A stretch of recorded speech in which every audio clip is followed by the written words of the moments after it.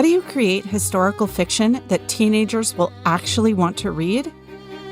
Ruta Sepetys will join us to talk about that and her latest, I Must Betray You. Can writing actually save your life? Jamie Attenberg will be here to talk about her memoir, I Came All This Way to Meet You, Writing Myself Home. Liz Harris will join us to talk about what's going on in the publishing world. Plus, my colleagues and I will talk about what we're reading. This is the Book Review Podcast from the New York Times. It's February 4th. I'm Pamela Paul. Ruta Sepetys joins us now from Florida to talk about her latest book, I Must Betray You. Ruta, thanks for being here. Thanks so much for having me. So, Ruta, I have been reading your work since your first book, as you know, Between Shades of Grey, which I encountered when I was the children's books editor of the New York Times Book Review. And this is now is this your fifth or your sixth novel? It's my fifth already. It's your fifth. What got you interested in writing historical fiction?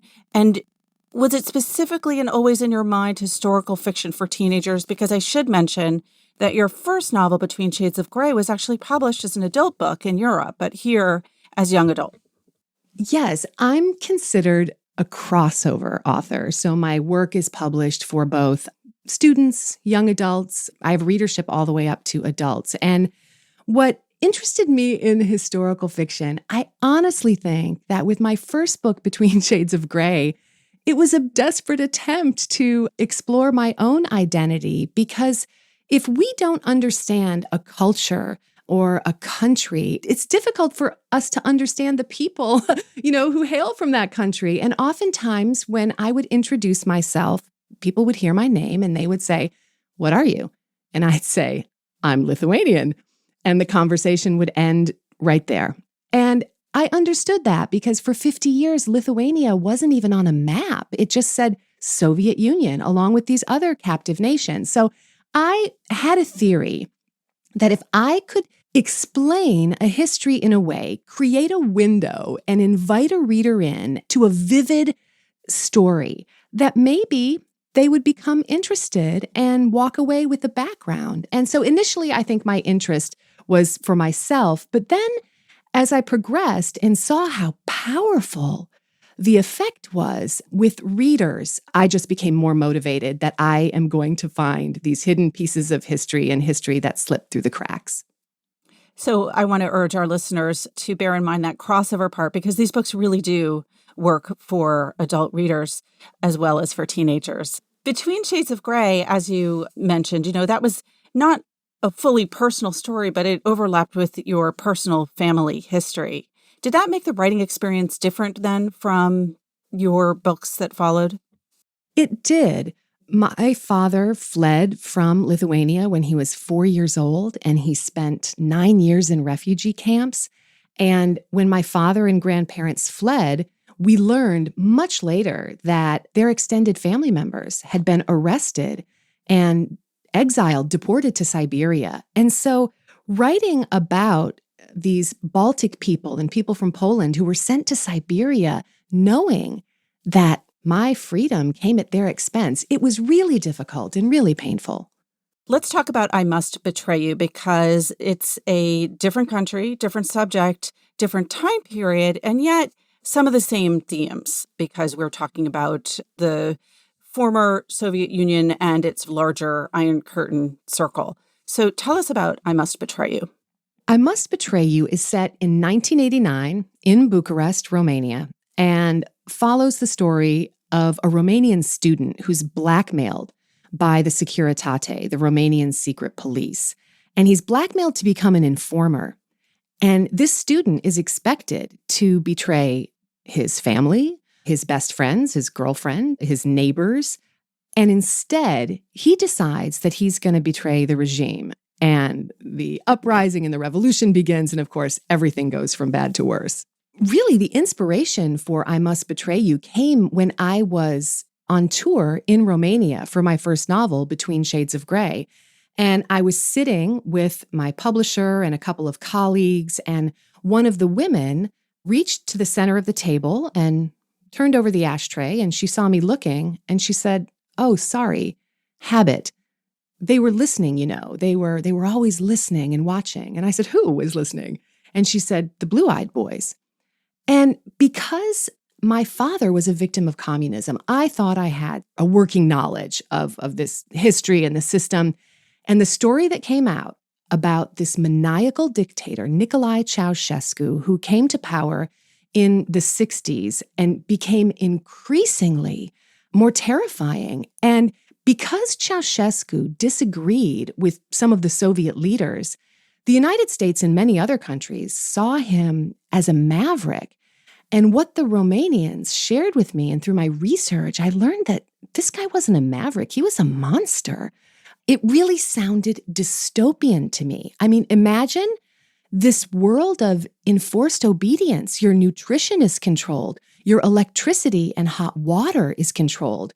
Women's fertility belongs to the state, and you're expected to have 5 children. If you're childless, you're taxed. And some women explained that during Ceausescu's regime, there were inspectors that came to their place of work to inspect them to see if they were carrying a child and to make sure that that pregnancy was sustained. And it really sounded so dystopian and so haunting. And I think of myself and my knowledge of research and history. I knew nothing of this, Pamela. Nothing. And it was just really haunting. One of the interesting things about this book is that it deals with similar themes that you had in Salt to the Sea, in The Fountain of Silence, in Between Shades of Grey. But it's a different time period. It's about 40 years later than those books on average. And so it gets me thinking about 1989. In particular, your protagonist of this book, Christian, is the same age I was in 1989. I'm curious, how old were you in 1989? And how did you try to situate that time and place for your reader? First of all, it's really frightening to me that 1989 is now considered historical fiction. I mean, please, don't even. No, it's contemporary fiction for the purposes of this conversation. Yes, thank you. Okay, I was 21 at the time, and I remember the fall of communism being associated with media moments. And the media moment that defined it for me were the images of the fall of the Berlin Wall. That was the fall of communism, watching that on television. And I had no clue what more than 20 million people in Romania were experiencing, people in Bulgaria, in Hungary, in Czechoslovakia. I had no idea. Why do we not know these stories? And is it these sort of media moments that create the primary narrative for a historical event? I don't know. What's frightening is that you and I didn't know that, and yet we were of age at that time to be aware of current events. We didn't know about those other countries. I'm curious for your readers today, who are largely teenagers, although of course grown-ups too, but what did you most want to get across about that time and place? What I want to get across is the strength and fortitude of the Romanian people, particularly the young people. I mean, young people anyway, they have an acute sense of disparity. They have such a strong sense of injustice. And oftentimes, what we don't think about is that these authoritarian regimes or totalitarian regimes, they often are disassembled from within. And that's what happened here. And what I wanted to get across is that it was the young people on December 21st who took to the streets completely unarmed, and in some cases were attacking tanks with their bare hands. They put themselves in harm's way. The courage, it blows my mind. And the leader gunned them down until the military switched sides and sided with the people. And so I want people to know that young people, you can be the author of your own destiny. We see it again and again, with these regimes of oppression, past and present.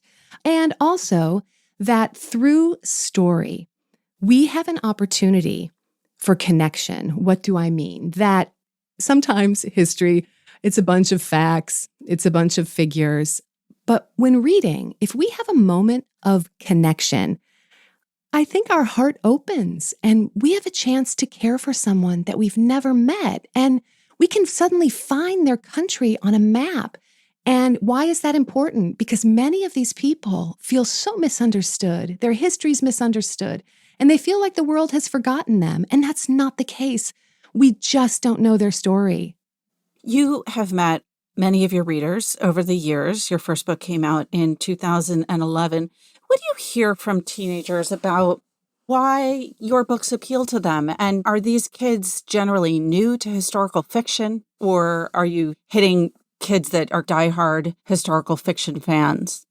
No, most often they are not fans of historical fiction. Either their parent recommended the book, or most often it's a teacher or librarian, because I highly doubt that a student is going to run into their library or classroom saying, quick, give me a book about totalitarianism in Lithuania. I highly doubt that. But the teachers, they know their students and they know what stories they need. And oftentimes young readers enjoy these stories of survival.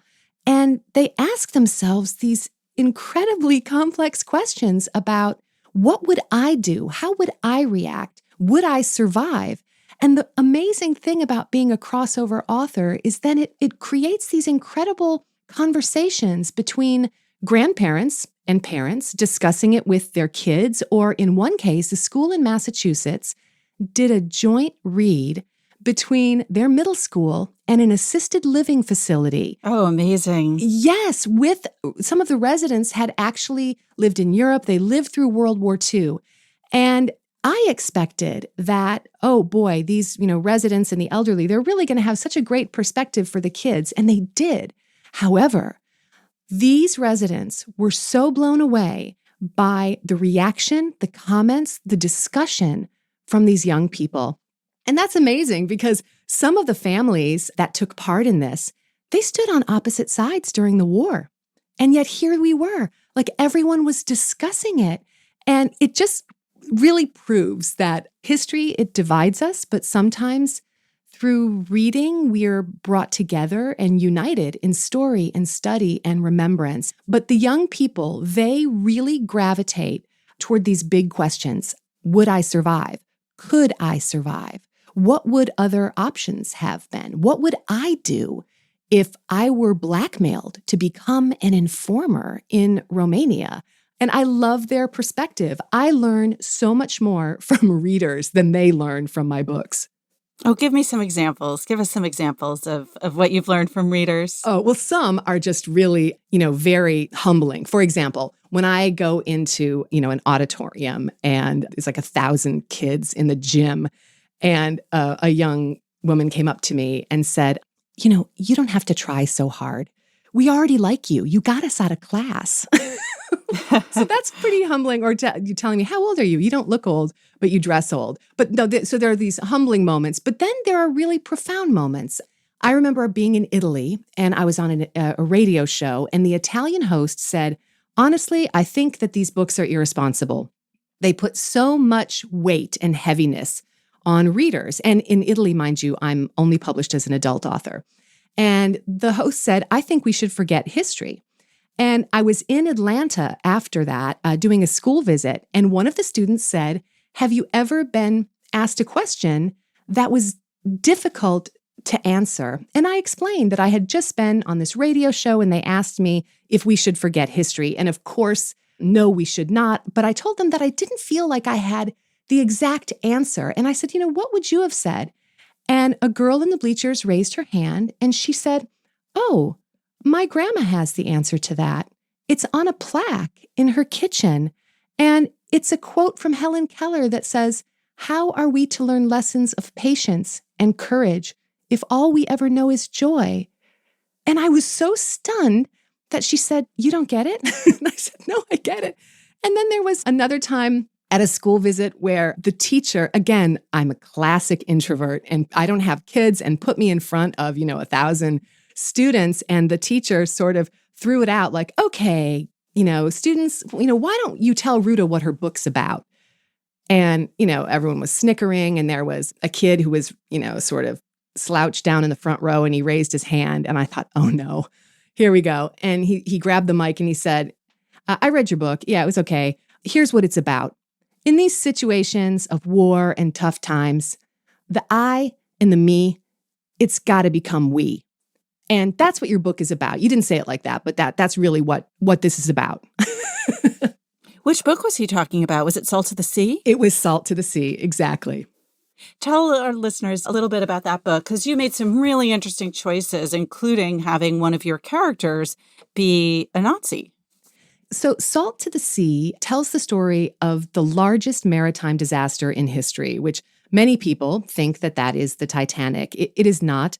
Near the end of World War II, there was an evacuation called Operation Hannibal, and they commandeered every floating vessel possible, and one was a German cruise ship that hadn't sailed for quite a long time. And the ship held 1,400, and when it sailed, amidst a snowstorm, it was carrying over 10,000 people, including 5,000 teenagers and children.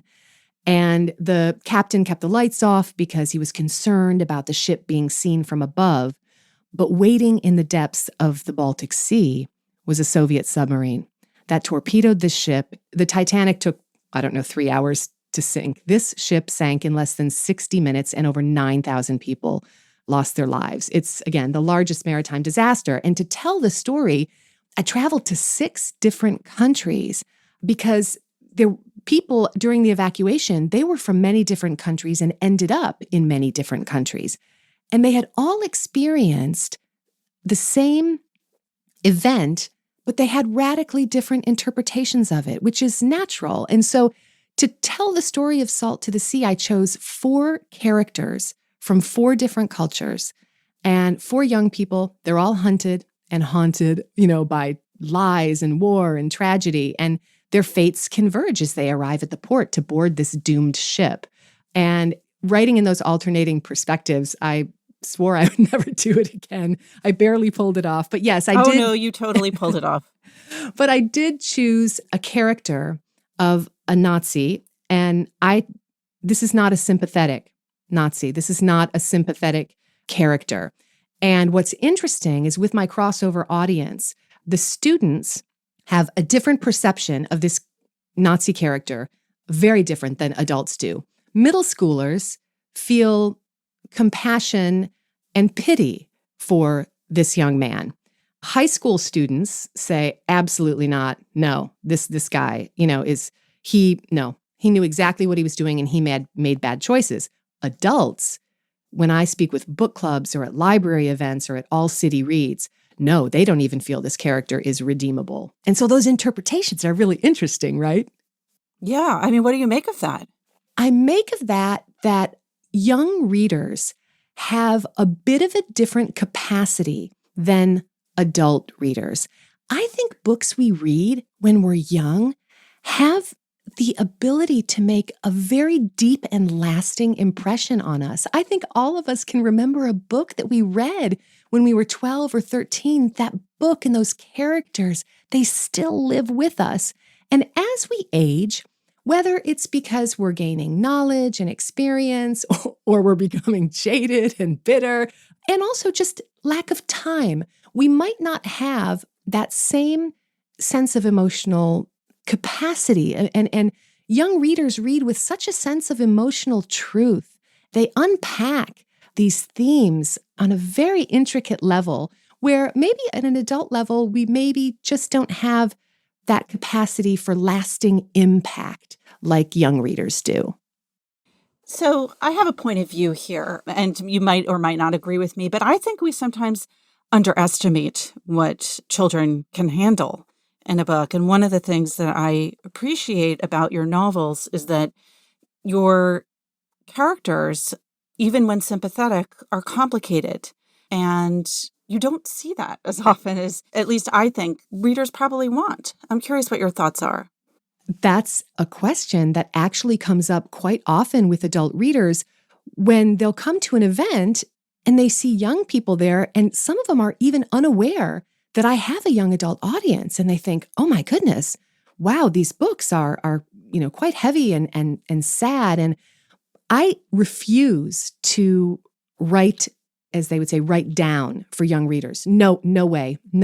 Young readers are so savvy What I do challenge myself, though, is, not to be gratuitous with descriptions or language, or I'll give you an example. In Salt to the Sea, this was rape and pillage as these characters are walking on this path to the port, and they're just seeing the afterbirth of destruction. And I explain in the book that, as the characters are walking, there's a woman in a ditch and her skirt is knotted high. Young readers, they see this destruction and they can feel, the atmosphere of it, but they might not understand what a woman's skirt being knotted high means. Adults, when they see, they're like, oh, wow, yes, I know exactly what happened to that woman. And so I do challenge myself to come up with ways to describe things rather than just saying there was a woman who had been brutally raped and she was laying in a ditch. We have run out of time. Ruta, thank you so much for being here. Thank you so much for having me. And for our listeners, Ruta's books are, most recently, I Must Betray You, but also her first book, Between Shades of Grey, as well as Fountains of Silence, Salt to the Sea, and Out of the Easy.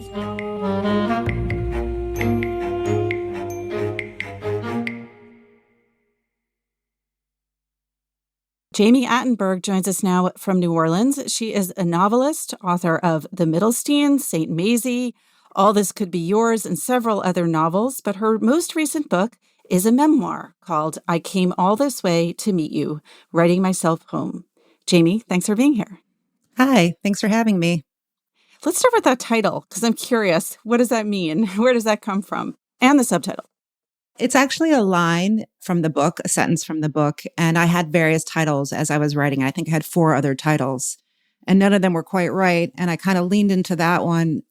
I just liked where it landed in terms of the book. I liked that it was about finding yourself, finding other people, finding a sense of community, but also kind of meeting things unexpected. So that line actually comes from when I'm walking through an ossuary at the end of the book, and I sort of greet the people that are there, that are interred there. And what about writing myself home? What do you mean by that? Well, it has been kind of a struggle in my life and also a joy to be a writer.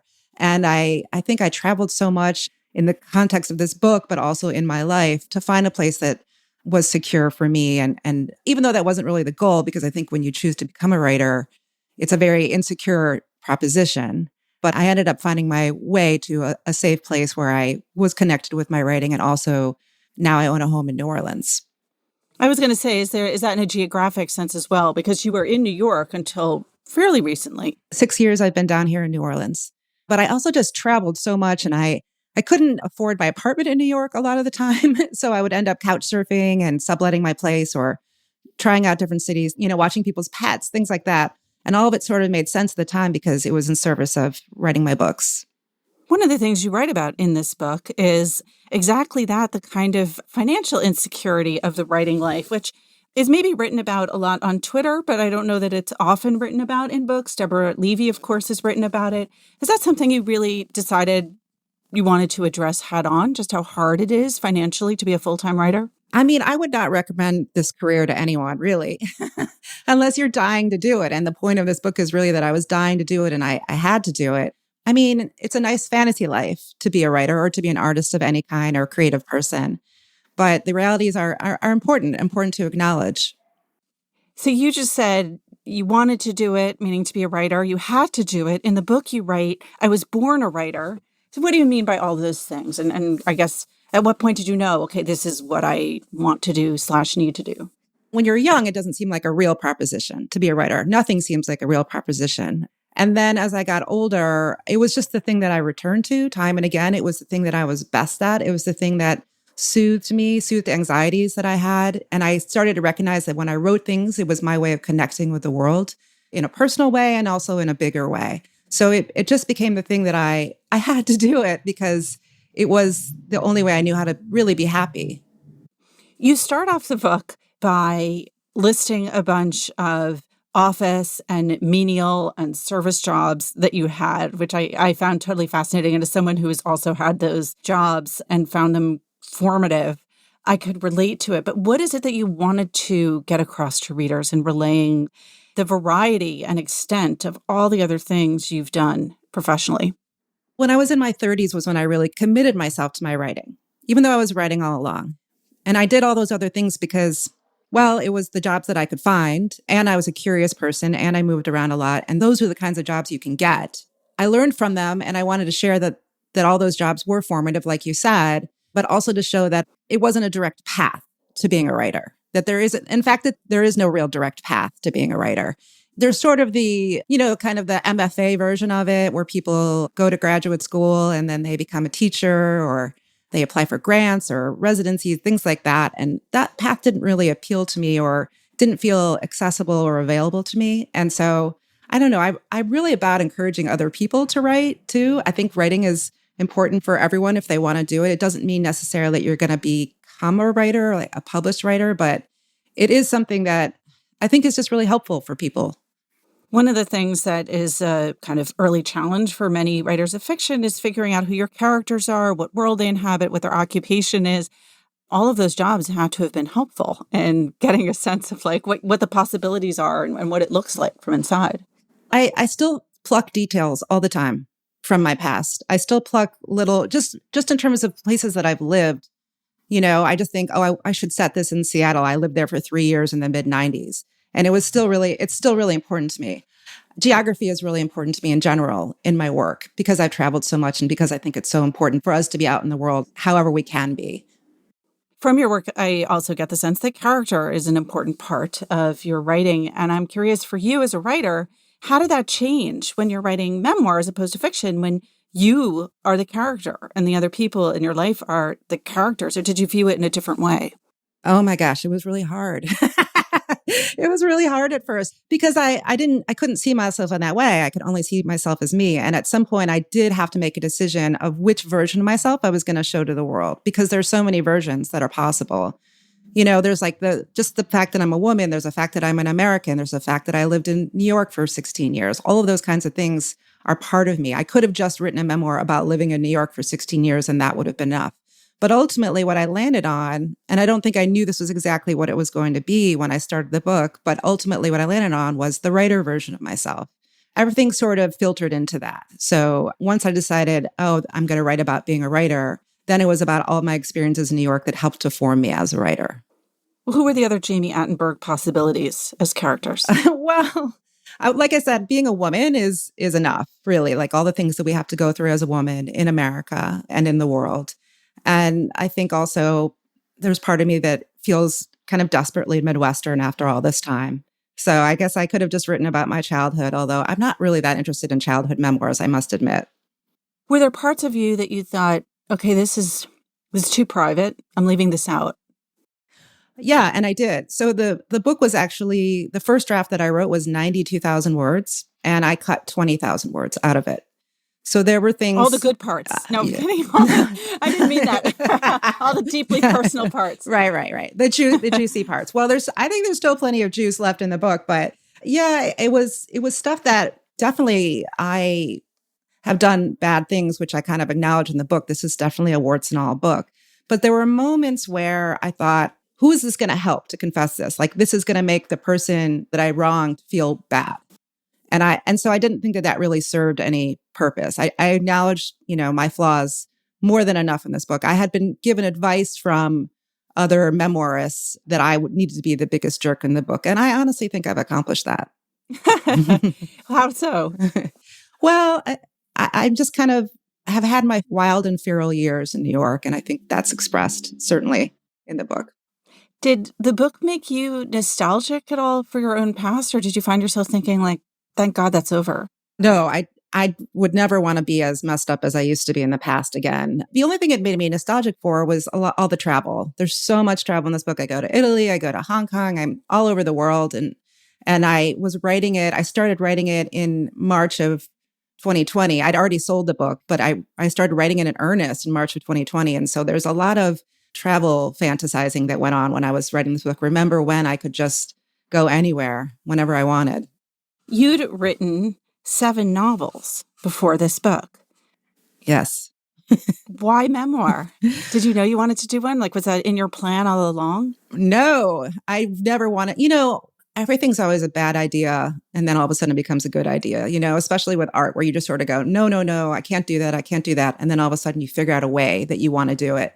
And I was terrified to publish it and terrified thinking about it, like the lead up to it. But I was about to turn 50. I'm 50 now. I was sort of looking ahead to my life and realizing that there were things in the past that I had written about in bits and pieces over the years, essays for magazines and newspapers and things like that. They really felt like just part of the story. And I was fitting them into a box, right? Like if you write an essay for the New York Times Magazine, you get like 1,000 words to do it in. And there's a certain style and voice and aesthetic that goes along with that, a narrative that they want. And I thought, well, what if I just explode that box? What happens, with the stories that I've told about my past? How are they different? How is the truth different? So you've written about some of these things for other places, for websites, for magazines, newspapers. When you take that material and you incorporate it into a book, I guess the easy outside way of thinking about that is like, oh, good, some of it's already done. But presumably you had to really rework and reshape it. And I'm curious what that process was like for you. I certainly did. First, I just dumped it all into a big document. And as soon as I looked at them, all those essays felt really flat on the page to me. There's only one that remains intact in the book. Which is that? Which is the one where I am traveling in Europe when I'm in college and I pass as a man to avoid sexual harassment on the trains. That one appeared in the New York Times Magazine, maybe like 8 years ago, something like that. There were no changes that I needed to make to it. It really just captured a particular moment in time. And it's very short. It's the shortest chapter in the book. There's a lot of new material in the book, I will say that. And then there are some chapters that have, 3 or 4 or 5 essays that are combined into it. And maybe I just took one sentence from one. Maybe I took a paragraph from another. Maybe another one created the entire framework for the chapter. To me, I look at the book and think of it as a collage, even though you could read it just very seamlessly through and there's a beginning, middle, and end to it. And you wouldn't know that it's, all these different parts that have been combined into one book. But it's not an I was born in 1971 kind of memoir. You're not going through this in a strictly chronological order. How did you decide on that looser, more essayistic structure? It's in conversation with how I write novels. So it doesn't feel any different to me. At some point, I had to say to myself, am I writing a memoir in a very traditional sense? Or am I writing a book about my life that fits in with everything else that I've done in my life? So I chose that. I didn't want to throw away my novelistic skills. I wanted to expand them. I think that I stretched myself when I was writing this book. There were a lot of moving parts to this book because the story remained the same no matter what. But I think that you can recognize that one story might appear late in the book and it might create one kind of feeling. And if it shows up early in the book, it would create another kind of feeling. So it was all about building into one thing and another. And it made sense to me. It felt like everything happened in the order that it needed to happen in this book. So speaking of your earlier novels, you've said in previous interviews that you're interested in loneliness and that it runs through your work, through your fiction. Is that true of this book as well? Yeah, this whole book is about being alone in a way. I mean, it is about connecting with other people, but there's a sweetness to loneliness that I really connect with. And I think as a writer and a storyteller from a very young age, I became so comfortable with living in my head and living by myself. And I think writers require that alone time. Like when you go and work on your work, you're like, everyone's going to need to leave me alone for the next couple of hours. Or do you know what I mean? Like you have to have that safe space, that quiet space for your brain. And so I cling to it. I love it and I treasure it, but I also know that there's a danger to it that if you spend too much time alone, that bittersweetness can turn into like a very dark sadness. So I try really hard to balance it in my life. I tried really hard to balance it in this book to recognize the importance of loneliness and being connected with your mind and the value of your brain, but also needing community, needing other friends and writers. And well, I don't know. I just think we're all going to support each other. I want to be there for my friends and I hope that they're there for me too.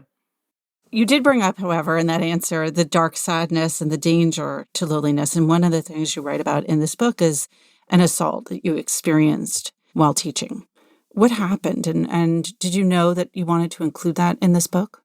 Yeah, so I was a student. I was an undergraduate when it happened. Actually, it was probably the first thing that I wrote in this book. And I worked on that chapter for, I don't know, maybe 4 or 5 years. I kept circling it. It's something that happened 30 years ago. It didn't feel, in a way, particularly extraordinary. but I felt like I still wanted to tell the story. And I was able finally to find a solution to contextualize it in a contemporary way. And then when I finished it, this was before I even had the idea that I was going to write a memoir. I looked at it and I thought, I'll never be able to sell this. No magazine is putting this out, no newspaper, because it doesn't fit into that box that I was talking about before. And it started to occur to me that maybe I needed to write a book around it. And that would be the only way that it would really see the light of day. And so in the way, even though it ended up being the beginning of the book for me, it actually comes near the end of the book. That's one of those things that I was talking about where you sort of move things around. Like if I talk about the assault at the beginning of the book, you're going to think of me as one kind of person, one kind of character in this book. If I talk about it really late and you already have gotten to know me in other ways, what does that do? How does that operate in the service of the book? And how does that alter your reading of me? Did you finish this book thinking, oh, memoir, maybe I'll do this again? Or are you dying to get back to fiction? No, I'm dying to get back to fiction. I don't think I want to do another one ever again. It is really challenging to face yourself. And it was doubly challenging because I was writing it during the pandemic. So I was at home, really at home with myself in so many ways. There was no break from it. There was no break from the idea. A lot of self. So much self. I can't even tell you. I can't wait to sink back into novels again. I've started one. It's due at the end of the year. This is one of the last things I'm doing for this book. I'm getting off of Twitter. I'm shutting myself down and I'm just going to hide in my books. And I cannot wait. All right. Well, last question. Give us a little hint, if you don't mind. What's the next book going to be about? My intention right now is that it spans 5 decades. It's really sprawling and it is about women and their relationship to work. Something to look forward to. Jamie, thank you so much again for being here. Thanks, Pamela. Jamie Attenberg's new book is a memoir. It's called I Came All This Way to Meet You, Writing Myself Home.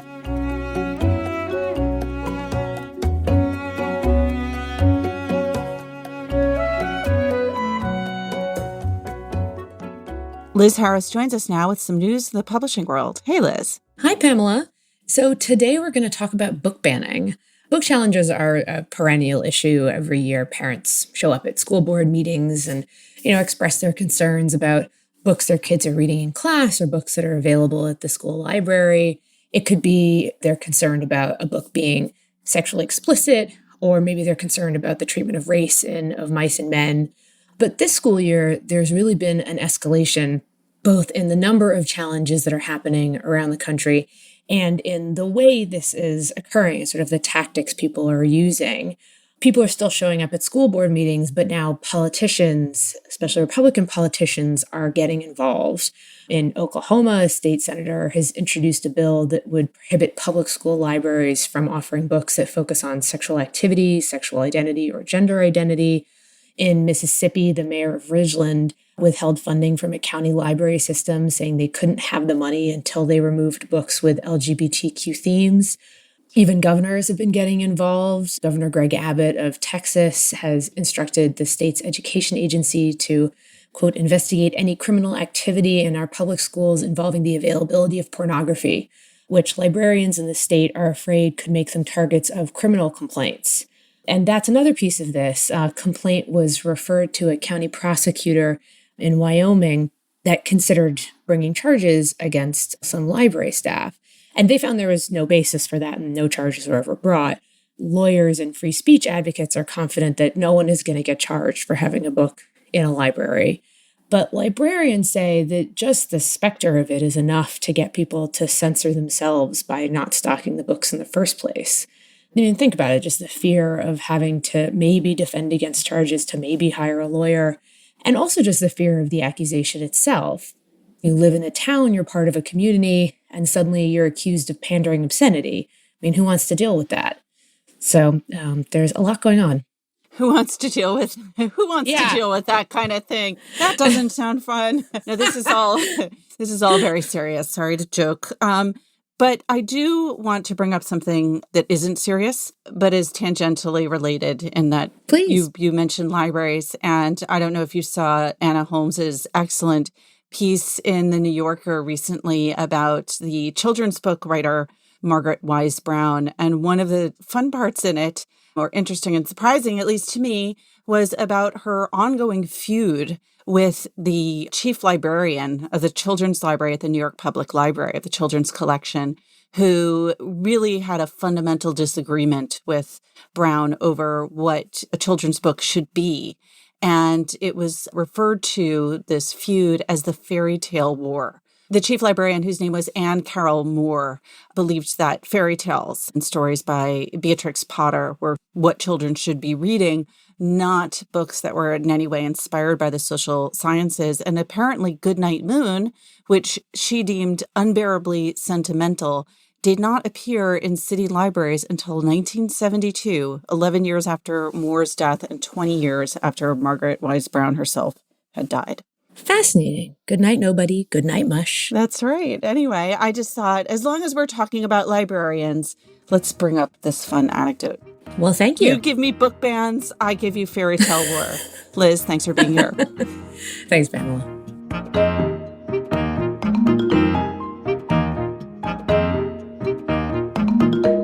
My colleagues John Williams and Greg Coles join us now to talk about what we're reading. Hey, guys. Hi, Pamela. Hey, Pamela. All right, John, I know that you have been cheating on George. What have you been doing with your reading time? George Eliot doesn't know that I'm cheating on her, but I am. I cheated on George this last time with another, I think, pretty giant, not maybe quite as giant, writer, Iris Murdoch. And I read her 1973 novel, The Black Prince, which I have to say is, I hope that not many podcast listeners follow me on Twitter because this will be very repetitive for them. I've been crowing about it over there because it's hard to keep my enthusiasm for it quiet. It's such a delightful and deep book at the same time. It's about a writer named Bradley Pearson who has written this, what's framed as a kind of memoir of his time, and presented with a brief foreword by a fictional editor who says, you know, it was left to me by my friend Bradley to publish this book. Here's what you'll be reading. And it's an account of his relationship with another writer who is much more successful than he is, sort of a commercial novelist, essentially, who publishes pretty frequently and has published dozens of books and is essentially famous as an author can be.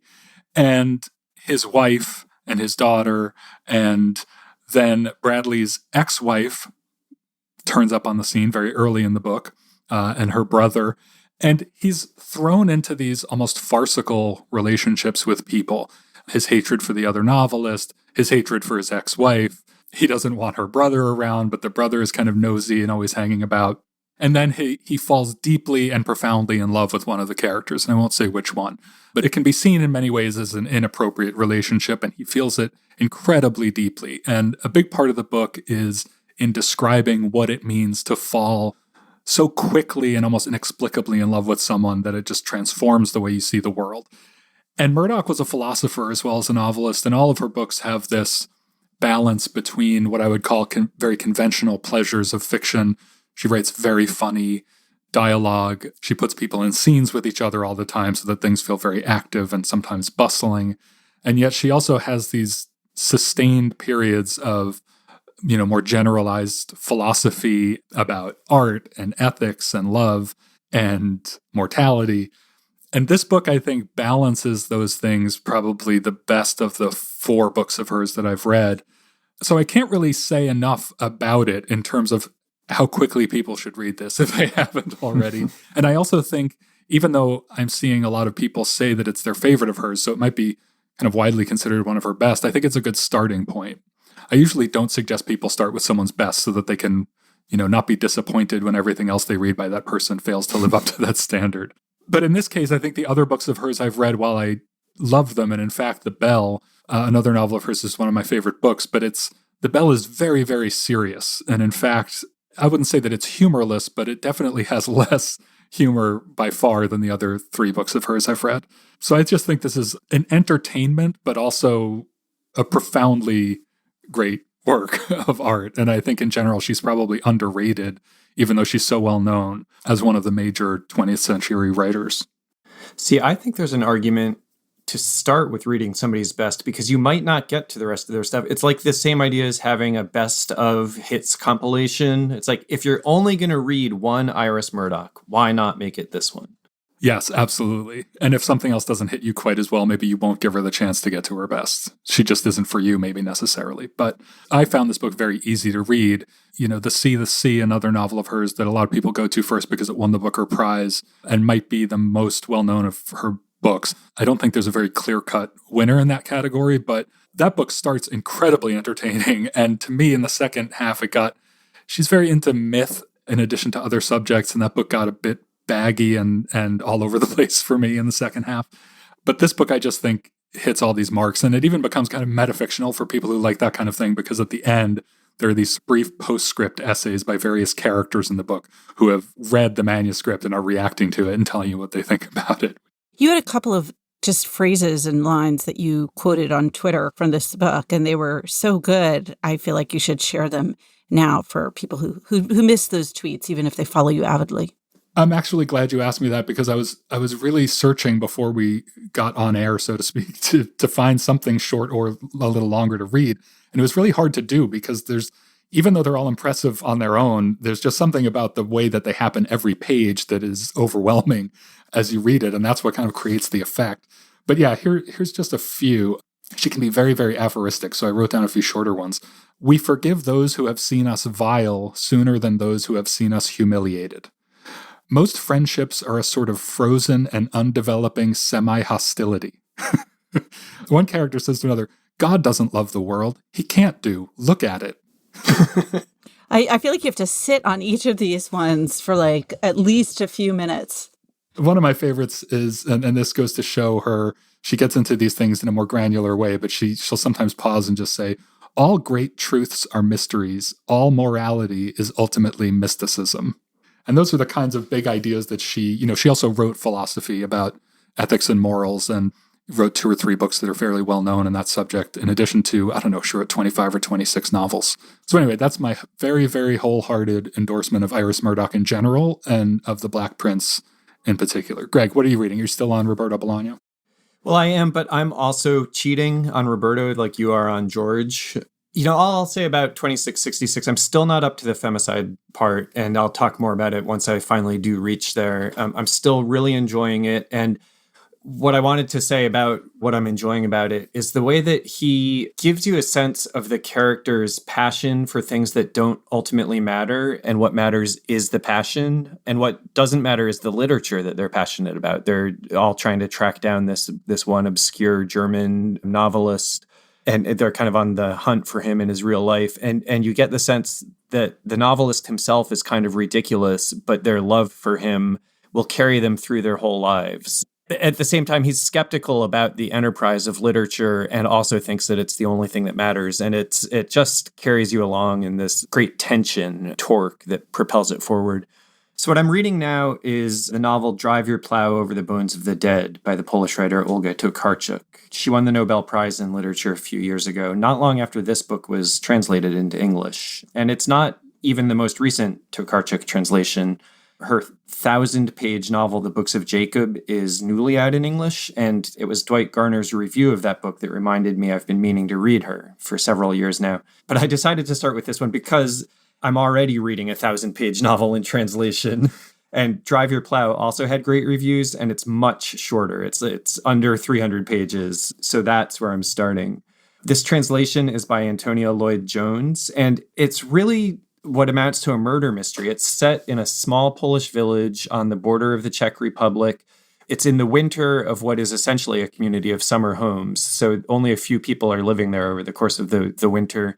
And one of them is our narrator, Janina Duszejko. And she is this eccentric caretaker. She's superstitious. She believes in astrology, and she sees her mother's ghost in a dream, and she communes with the animals. And she cares as much about the animals, maybe more about the animals than she does about people. So the book opens with the death of one of her 2 extant neighbors. The other one comes to get her and says, I've found his dead body. And it turns into essentially a murder mystery. It like Murder, She Wrote. This is the Polish Jessica Fletcher, where the people she knows keep dying, and she comes up with elaborate theories to explain it. Basically, she thinks the animals are killing people out of revenge for their poaching and hunting and that kind of thing. I'm almost halfway through it now. I'm in the middle of chapter 7, and there are 17 chapters in this book, so I'm not sure yet how it all will end. But she's this wonderful, cranky, funny character. I have not read a lot of Polish literature. In fact, the only other Polish writer that I've really read to any extent is another Nobel laureate, the poet Wisława Szymborska. I hesitate to attribute any kind of national voice or national literature, but what they do have in common is they embrace life even as they are ultimately pessimistic. Janina, the narrator of the Tokarczuk book, says that she thinks you only arrive at truth through anger. She thinks sadness is the great quality of life. She talks about fear as an enduring emotion. And yet the book is just joyful and funny and filled with like little ironic asides. So the voice is just a pleasure to read. The character says at one point she's worried that people have the wrong idea about her, that she's fundamentally cheerful when nothing could be farther from the truth. And you get the sense that Tokarczuk is talking about herself too. She just balances all of these things so well. So that's what I'm reading. Pamela, what are you reading? Well, I'm going to move away from the cheer. What I'm reading right now, in all honesty, is Our Mutual Friend by Charles Dickens, of course. And things are really picking up. I'm at page 580 of 800-page novel. Things really started to get moving at 470, and now they're closing in, and it's actually page-turnery. But I'm going to talk about the book that I read right before this, which is a memoir called Death Be Not Proud by John Gunther. And this is a book that is really so deeply sad in most ways that my husband had read it, and he always said of it that essentially it was one of the saddest things he's ever read, and he would never have any desire to revisit it. And that's because it's a memoir by John Gunther, who is known primarily for his best-selling books Inside USA and Inside Asia, Inside Europe. Bob Gottlieb wrote about Inside USA for the book review last summer. And between the sadness, the cancer aspect, which is always of interest to me, and wanting to read Inside USA, but that's a much bigger book, I thought I would read this. And it's a very powerful book. I don't know. Have either of you read it? I read it in school. Oh, you did? Yeah. It's funny. When I was in, I don't know, I'm pretty young. It's like, I'm sure that at the time, even as someone with a dark streak, I probably didn't grasp the profundity of it, but I felt like it was famous because it felt like a curriculum book to me. But I don't remember anything about it because it was so long ago. I don't have the book in front of me because I passed along to my 16-year-old daughter. John Gunther, who of course was a journalist and writer, his son Johnny was diagnosed with a brain tumor while in boarding school at age 17. And this is his account of his son's illness, but it's really also about his son's life.